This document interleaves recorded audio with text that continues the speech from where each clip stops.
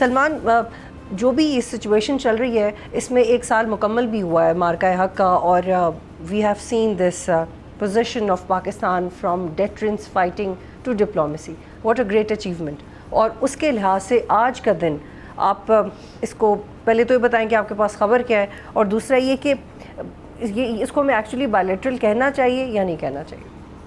دیکھیں، سب سے پہلی بات تو جس کام کے لیے ہم یہاں پر بیٹھے ہیں وہ خبر ہی ہے، اور خبر یہ ہے کہ لوگ سمجھ رہے تھے کہ شاید ڈپلومیسی میں کوئی تعطل آیا ہے، کوئی وقفہ آیا ہے یا ڈپلومیسی کہیں رک گئی ہے. تو ان کی اطلاع کے لیے عرض ہے کہ ان دا مین ٹائم جب سے دونوں ڈیلیگیشن لاسٹ ٹائم واپس گئے ہیں اسلام آباد ٹاکس کا جو فرسٹ مرحلہ تھا، اس کے بعد سے ڈپلومیسی مسلسل جاری تھی. اور آج ہم یہ کہہ سکتے ہیں کہ وہی ڈپلومیسی کا ایک کنٹینیوٹی تھی کہ ایرانین ڈیلیگیشن یہاں پر آیا، یہاں پر اس کی، اور جو ایک نیکسٹ فیز تھا ڈپلومیسی کا وہ ایک طرح سے آپ کہہ سکتے ہیں کہ وہ کمپلیٹ ہوا ہے. اور اس میں اس کو آپ اس طرح سے بھی دیکھ سکتے ہیں کہ بات چیت کا فارمیٹ جو ہے وہ چینج ہو گیا ہے. اب ڈائریکٹ ٹاکس نہیں ہو رہے، یہ انڈائریکٹ ٹاکس ہو رہے ہیں between U S and Iran. اور یہ انڈائریکٹ ٹاکس اس لیے ہو رہے ہیں کہ پاکستان اب بھی اس وقت بھی دونوں ملکوں کے درمیان، دو ایکسٹریمز کے درمیان ایک برج کا کردار ادا کر رہا ہے. اور پاکستان سمجھتا ہے کہ جتنی دونوں طرف سے آپ کہہ لیں کہ انتہاؤں پر پہنچی ہوئی سوچ ہے، اس کو تھوڑا کول ڈاؤن کرنے کے لیے ضروری ہے کہ ایک فارمیٹ بدلا جائے تاکہ ریزلٹ اورینٹڈ ہم بات چیت کر سکیں. اور یہ جو فارمیٹ جس کی میں بات کروں، یہ اس کو آپ فیلئر نہیں کہہ سکتے. ڈپلومیسی کا ایک کنٹینیوٹی ہے جس کے اندر دونوں ممالک جو ہیں اب وایا پاکستان ونس اگین انڈائریکٹ ٹاکس کی فیز کے اندر داخل ہو چکے ہیں. تو میرے خیال میں یہ ایک بڑی خبر ہے. اور جو آپ نے بات کی مارکہ حق کے حوالے سے، وہ تو پوری دنیا کے سامنے ہے کہ پاکستان کی جو ملٹری ڈپلومیسی ہے اس کو پوری دنیا اس وقت سراہ رہی ہے. اور یہ پاکستان کی کامیاب یا سکسیسفل ملٹری ڈپلومیسی ہے کہ آج پاکستان یو ایس اور ایران کے درمیان جو ہے سب سے بڑا ثبوت ہے کہ یہ ہماری جو اچیومنٹس تھیں، ہماری جو ڈپلومیسی تھی وہ کامیاب رہی. اور آج ایک بار پھر ہم اسی کنٹینیوٹی کے اندر جو ہے دنیا کا ایک سینٹر سٹیج بنے ہوئے، اور اس سینٹر سٹیج پر بھی ہمارا ایک کی رول ہے. ٹھیک. انس، یہ بات ہو رہی تھی اور سلمان صاحب نے کہا کہ ان کے مطابق فی الحال خبر یہ ہے کہ جو فارمولیشن ہے ڈپلومیسی کی وہ چینج ہو گئی ہے، جو فارمولا ہے، جو طریقہ کار چینج ہو گیا ہے کہ انڈائریکٹ ٹاکس ہوں گی. آپ کے مطابق اس وقت سب سے اہم بات کیا ہے؟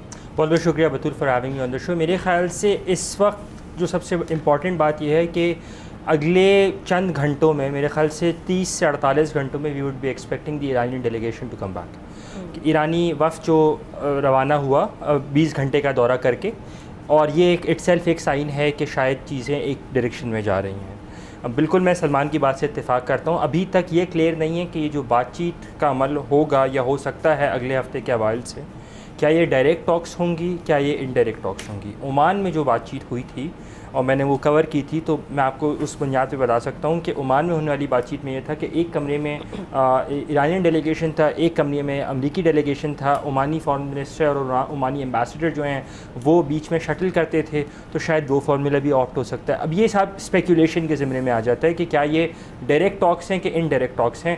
اگر تو اگلے 24 گھنٹے کے اندر، اور لفظ اگر یہاں پہ بہت ایمفیسس ہے کہ امریکہ کی جانب سے کوئی کانفیڈنس بلڈنگ میجر کر دیا گیا پرٹیکولرلی اس جہاز کو لے کے جو ویسل پچھلے اتوار کو کیپچر کی گئی تھی، جس کے 12 کے قریب جو ہے کرو ممبرز ابھی بھی یرغمال ہیں ایران کے بقول، اگر تو ان کو ریلیز کر دیا جاتا ہے یا جہاز کو ریلیز کر دیا جاتا ہے یا کچھ اس طرح کا کانفیڈنس بلڈنگ میجر شو کیا جاتا ہے، تو پھر یہ ڈائریکٹ ٹاکس بھی ہو سکتی. اور اگر اس کے شارٹ کوئی چیز کی جاتی ہے، کیونکہ نیول بلاکیٹ تو امریکہ کے لیے لفٹ کرنا آلموسٹ نیکسٹ ٹو امپاسبل ہمیں نظر آتا ہے. لیکن ایک چیز جو آلف برانچ جو امریکی سائڈ سے آفر کی گئی ہے وہ ضرور یہ ہے کہ اگر آپ نیگوشیٹنگ ٹیبل پہ بیٹھ جاتے ہیں تو ہم ڈی فیکٹو طور پہ اس کو اٹھا سکتے ہیں.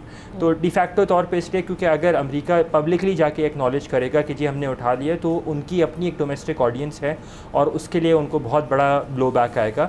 تو میری انڈرسٹینڈنگ یہی ہے کہ انڈائریکٹ ٹاکس موسٹ لائکلی اگلے ہفتے کے حوالے میں ریزیوم. پریسائزلی بتائیے گا، پھر میں سلمان کی طرف جاؤں گی. کیا ایسا ہے کہ نیول بلاکیٹ کو لے کے جو ایران کا سخت سٹانس ہے اس کی وجہ سے ڈائریکٹ ٹاکس متوقع نہیں ہے اور اسی لیے فارمولا چینج کیا گیا؟ دیکھیں ایران کا سخت سٹانس نہیں ہے. ایران کا سٹانس ہمیں سمجھنے کی ضرورت ہے. ایران کیا چاہتا ہے؟ ایران یہ کہتا ہے کہ اگر پچھلی ٹاکس میں 11 اور 12 اپریل کو جو ٹاکس ہوئی تھیں اسلام آباد میں، اگر اس میں 10 پوائنٹرز تھے، اس میں سے 6 پوائنٹس کے اوپر اگری کر لیا تھا، کیونکہ ہر پوائنٹ کے ایک سب کلو بھی تھی.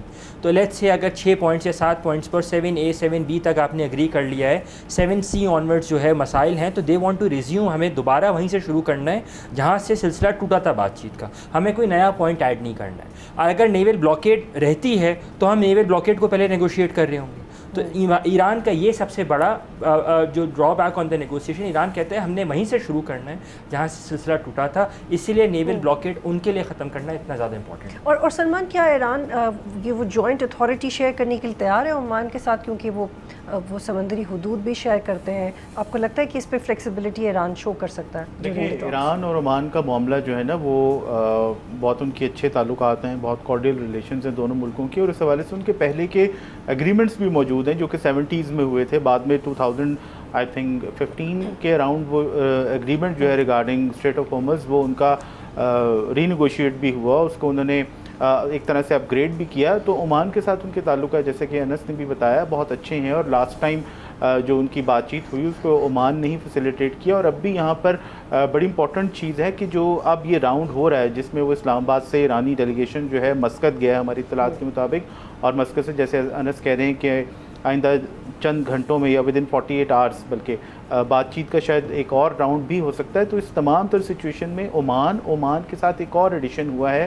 آپ نے دیکھا ہوگا غالباً کل پاکستان کے ڈپٹی پرائم منسٹر کے ساتھ رشین فارن منسٹر کی بھی بات چیت ہوئی تھی. تو یہ اب ایک طرح سے ہم کہہ سکتے ہیں کہ عمان اور عمان کے ساتھ رشیا اور عمان دونوں مل کر اس تمام تر جو مین جو کردار پاکستان کر رہا ہے اس میں وہ پاکستان کو اور بلکہ اس پورے پروسیس کو سپورٹ کرتے ہوئے دکھائی دے رہے ہیں. ان کا بھی ایک رول ہے فیسیلیٹیشن کا تاکہ یہ معاملہ جو ہے کسی نہ کسی طرف حل ہو سکے. ایران کے ساتھ مل کر ظاہر ان کے کانٹیکٹ ایران کے ساتھ ہیں اور عمان کے کانٹیکٹ جو ہیں وہ یو ایس کے ساتھ بھی ہو سکتے ہیں، ایران کے ساتھ بھی ہیں بلکہ. تو رشیا اور عمان جو ہیں وہ اس کے اندر ایڈ آن ہو چکے ہیں کہ اس پروسیس کو فیسیلیٹیٹ کیا جائے اور جو پاکستان برج کا کردار ادا کر رہا ہے اس کو آپ کہہ لیں کہ اس کو سپورٹ کیا جائے. انس، کیا آپ یہ سوچ رہے ہیں کہ رشیا جو 60% انریچڈ یورینیم کی بات کر رہا ہے کہ ہم اس کو ٹیک اوور کر سکتے ہیں، یہ کتنا پریکٹیکل ہے؟ کیا یہ قابل قبول ہوگا امریکہ کے لیے؟ And on the other hand the collective responsibility of strait of Hormuz could be given to Iran and Oman at the same time? دوسری والی تو بالکل قابل قبول ہے. پہلی والی بھی کیونکہ JCPOA جب نیگوشیٹ ہوا تھا 160 پیجز 20 مہینے لگے 2013 سے 2015 تک. اس کے انڈر جو کلوت تھی ہائیلی انریچڈ یورینیم کو ریلوکیٹ کرنے کی وہ رشیا ریلوکیٹ ہوا تھا. 98% جو ہائیلی انریچڈ یورینیم تھا، باقی 2% جو تھا وہ ایران نے کہا تھا کہ ہم سول نیوکلیئر پرپسز کے لیے استعمال کریں گے. اس وقت میڈیکل ریسرچ جو اب تک کی جو بات ہے کہ ابھی کا جو 460 کلو گرام جو ہائیلی انریچڈ یورینیم ہے اس میں 50-50 کا ایک فارمولے کی بات ہو رہی ہے جو ہمیں نیگوشیٹر سے پتہ چلا دونوں سائڈ سے. تو اس وقت 2015 کے اندر 98% ہائیلی انریچڈ یورینیم جو ہے وہ رشیا گیا تھا اور رشیا نے بدلے میں نان انریچڈ یورینیم جو ہے ایران کو دیا تھا. تو اس کی پاسبلٹی رہتی ہے. مسقط اور ماسکو، بلکہ ماسکو کے متعلق تو اب مجھے ایرانی ذرائع یہ بتاتے ہیں کہ ماسکو کا ٹرپ ایرانی فارن منسٹر کا اب نہیں ہو رہا، بلکہ ماسکو کے جو لوگ موجود ہیں وہ مسقط آ رہے ہیں ان سے ملاقات کرتے ہیں. تو it goes on to signify یا یہ شو کرتا ہے کہ کس طرح سے چیزیں ریپڈلی پروسیڈ کر رہی ہیں. جو پہلے وزٹ 3 گھنٹے کا ہونا تھا جب ایران سے وہ چلے تھے، 3 گھنٹے کی تو ان کی صرف ایک چند ملاقاتوں میں سے ایک ملاقات 3 گھنٹے سے زیادہ کی تھی. وزیر اعظم کے ساتھ جو ان کی ملاقات تھی وہ 2.5 گھنٹے تک جاری رہی. تو اگین یہ اس ساری چیز کو دکھاتا ہے کہ چیزیں کس طرح سے بیک اینڈ پہ کتنی تیزی سے چل رہی ہیں. لیکن ایک آخری پوائنٹ جو آپ نے مسقط کے متعلق کہا، مسقط کا رول ہم بھول جاتے ہیں کہ 2011 سے 2013 تک JCPOA جب نیگوشیٹ ہونے سے پہلے جو خاموش سفارتکاری یا خاموش بات چیت کا جو سلسلہ جو فیسیلیٹیٹ کر رہا تھا وہ عمان کر رہا تھا امریکہ اور ایران کے درمیان میں.